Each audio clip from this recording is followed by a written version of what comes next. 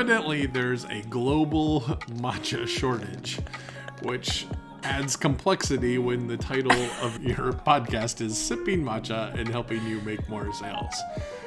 So I'm not saying we're responsible, but I am saying there wasn't a problem until this podcast started. So you can do with that what you want.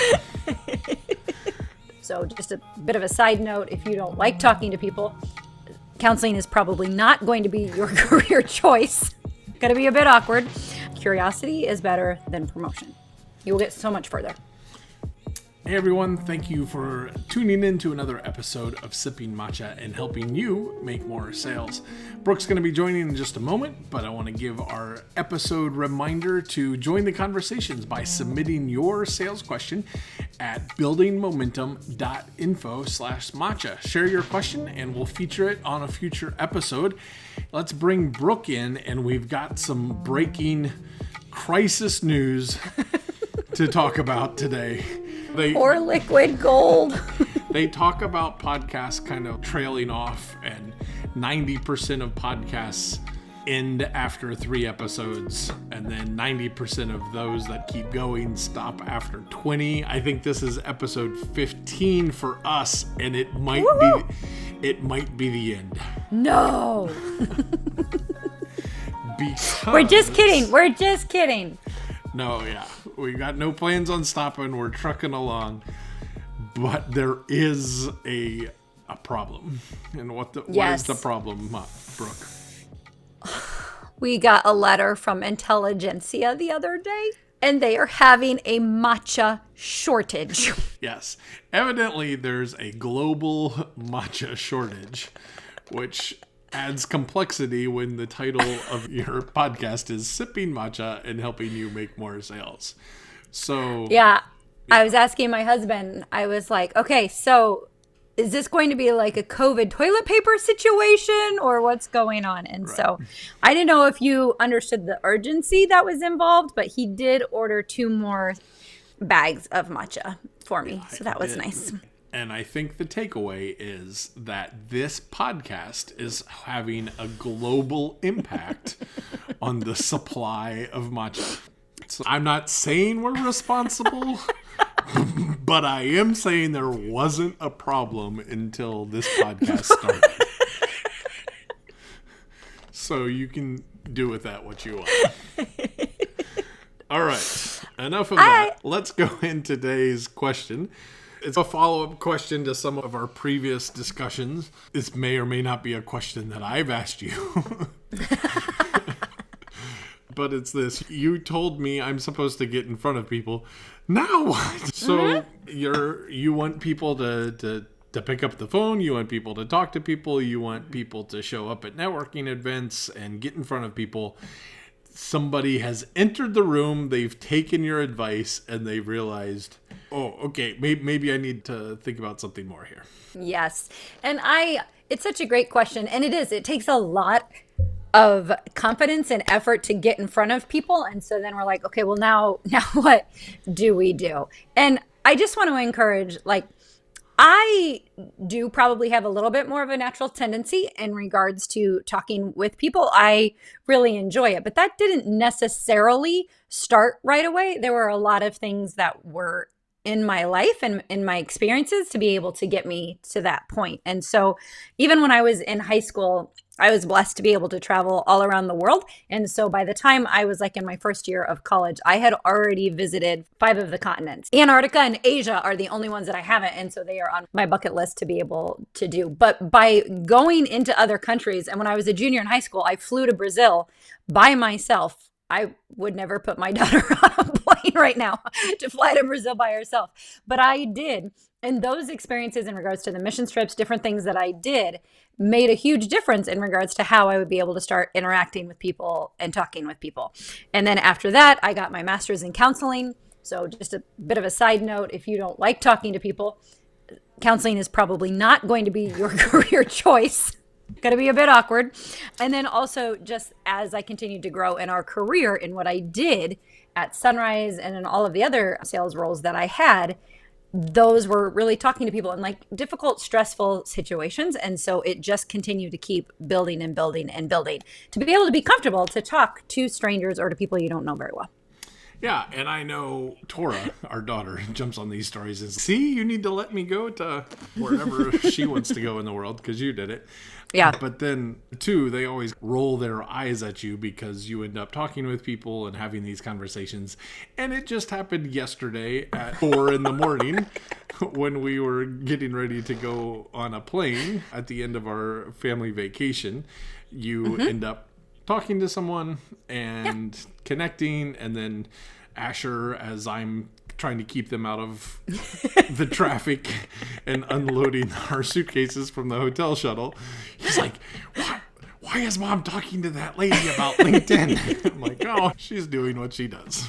But like, so you may have some natural skills, you may have an above average amount of experience, and I know being married to me and my pastoral role also helps in that, because who knows what type of people I'm going to have you meet. It ranges from homeless to like fundraising galas. So it does, and that is so true. Yes, I married a pastor.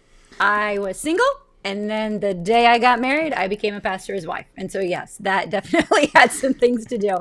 Right. 18 years later, here we are. Yeah. But the good news is, for people like me who are not maybe as naturally extroverted or always, I do fine, but in comparison to you, it is what it is. Which is ironic because you're the pastor. And in comparison to that, like, there are some principles that you've picked up on, and it's not just, hey, I'm a people person and you're not, so you're stuck. What are some of those principles that have helped you develop this skill to connect well with people? I would say the very first one, and this actually reminds me a lot with you, Scott. So I know we give each other a hard time. Like, I'm the one that's more personable and you're the one that's more introvert, which is very true. But this is something that you really lean into, and I think it makes a huge difference. And I would encourage anyone to. The reality is understanding that people like to talk about themselves. And you're not the one that likes to talk about yourself. You're the one that's able to draw things out and lean into that and happily let other people talk about themselves instead of you having to do that. And so that's the very first thing. So many times people think, okay, I'm in front of someone. Now I have to lead the conversation. I have to be the one talking all the time. And I would encourage you, no, don't do that. Realize it's everybody's pretty much natural tendency to want to talk about themselves. So let them do that. Give them the space to be able to talk about who they are, their family, their business, whatever the case is. Just actually don't talk the whole time and give some silence to allow them to do that. Yeah, I know. I do lean into that, and I'm very comfortable with the silence. And yes. In fact, when I'm giving people advice on leading group discussions, which is not exactly what we're talking about, but my very first principle is get comfortable with silence, because if you're comfortable with it, other people will fill the gap. And I know you can't just say hi to someone and then sit and stare at them at a networking event, but so awkward. But if you give space the room to talk, if you ask genuine questions about them, and then maybe even ask a follow-up question like, tell me more about that, they'll do that. And that, I think, takes us to your second principle or point, which is curiosity is better than promotion. So anytime, whether we're in the airplane, whether we are at a networking event, I'm headed to the Sellwell conference in 3 weeks, and it's literally going to be talking to people for 2 to 3 days, just all about them and their businesses. Just keep reminding yourself, curiosity is better than promotion. Everybody knows that you want to be able to talk about your business. Everybody knows that you have things that you're probably going to want to talk about or sell or whatever the case is. And so just step away from that and realize being curious is much more impactful than promoting yourself. Hey there, Momentum Builders. It's Scott here from Sippin Matcha and helping you make more sales. We're so glad that you're part of our podcast family. If you're finding this content valuable, could I ask you to do us a favor? Would you leave a review on your favorite podcast platform where you listen and connect with us at? We'd love to hear your feedback, to connect with you, to see your comments, and it would help us get the word out about this podcast. Have a great day. Let's get back to the episode. And like what you were saying, have intentional follow-up questions like, tell me more about that. Oh, you mentioned whatever the case is. How does that affect da. Just truly be curious, not from a perspective of, okay, I got to find their pain point so then I can hit them with my pitch. No, just how would we have a normal conversation? And we wouldn't necessarily just run the whole entire conversation and just talk about ourselves the whole entire time with our friends. So don't do that when you're in any other type of environment either. Just continue to remind yourself curiosity is better than promotion. You will get so much further. Yeah, and I think even yesterday we saw that as I was picking the sleepies out of my eye. And that I am not great if the time is before 8 a.m. But you ask questions of this individual for the 5-minute ride from the hotel to the airport. And then as we're getting off of the van and as we're transitioning to say goodbye, all of a sudden she was like, oh, what do you do? And then in less than a minute, you were getting ready to exchange LinkedIn information because you showed interest in her situation and what she did. So we talked about people like to talk about themselves. Curiosity is better than promotion. And then what's the third thing that we should remember? Yeah. This is probably one of the most important things. Don't stop at that first conversation. That's when people feel like, oh, okay, I did it. I'm done. Well, no, now the work has actually just begun. Now you're going to have that intentional follow-up or that connection on LinkedIn or that phone call that you guys talked about. Don't stop it. Make sure that you have a next step. Make sure that if you are saying, hey, I'm going to be reaching out to you or we're going to get connected on LinkedIn or whatever the case is, that you actually do it. And you do it in a timely manner, because if you do it a week later or 2 weeks later, everybody's forgot that they've even had the conversation at that point. So have timely, intentional follow-up. Yeah, and I think like even for networking groups that might meet weekly or 2 times a month or something like that, it's easy to make those connections and think, oh, I'll see them in a week or I'll do this. And then a lot of things happen in a week and people we think about our business all of the time. That doesn't mean anyone else is thinking about our business. And so if you can follow up and circle back, complete the loop, extend the conversation, then there's much more likely to get out of that.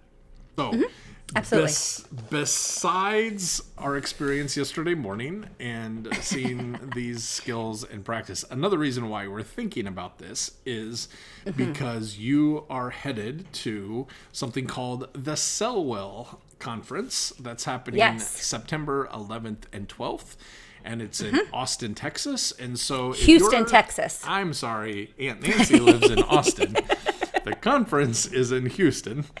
And so if you're interested in improving your sales skills of being at a conference that is a great networking conference and the organizer behind it and all that is all in on helping people get connected that can help each other in their businesses and that, this is a great opportunity.